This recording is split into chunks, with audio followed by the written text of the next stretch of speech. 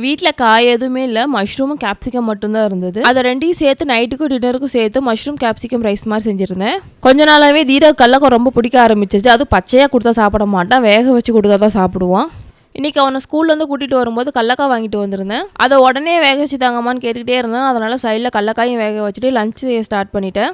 Mushroom rice செய்யறதுக்கு ஒரு பேனில் எண்ணெய், கடுகு, கருவேப்பிலை, வெங்காயம்லாம் போட்டு நல்லா வதக்கினதும் 1 டீஸ்பூன் இஞ்சி பூண்டு பேஸ்ட், கட் பண்ணி வச்சிருந்த கேப்சிகம், மஷ்ரூம், உப்பும் போட்டுட்டு நல்லா வதக்கிக்கலாம். மஷ்ரூம் வந்து அவ்வளோ போட்டமாக இருந்தது. கொஞ்ச நேரம் கழிச்சு பார்த்தா மஷ்ரூம் எங்கன்னு தேடணும் மாட்டுக்குது. மஷ்ரூம் ரைஸை பொறுத்த வரைக்கும் நம்ம தண்ணி எதுவுமே ஊற்ற தேவையில்ல. அதில் இருக்கிற தண்ணியிலே நல்லாவே வெந்துடும். அதுக்கப்புறம் 1 டீஸ்பூன் மிளகாத்தூள், 1 டீஸ்பூன் கரம் மசாலா, கொஞ்சமாக பெப்பர், நான் ஏற்கனவே கொஞ்சம் உப்பு போட்டோம்னா ரைஸுக்கு தேவையான அளவுக்கு மட்டும் உப்பு போட்டுக்கிட்டேன். எல்லாத்தையும் போட்டு பச்சை வாசனை போனதுக்கு அப்புறமேட்டுக்கு ரைஸை போட்டு நல்லா மிக்ஸ் பண்ணிக்கலாம். கடைசியாக இறக்கும்போது கொத்தமல்லி தழை போட்டு இறக்கிக்கிட்டேன். ரைஸ் வந்து கொஞ்சம் காரமாயிடுச்சு, ஆனால் டேஸ்ட் சூப்பராகவே வந்திருந்தது. இதுக்கப்புறம் வேற சம்மர் வேற ஸ்டார்ட் ஆயிடுச்சு. எப்படி இன்னும் கிச்சனை சமைக்கிறதுன்னு தான் தெரியல. அதுவே ஒரு பெரிய டாஸ்காக இருக்க மாட்டேங்குது.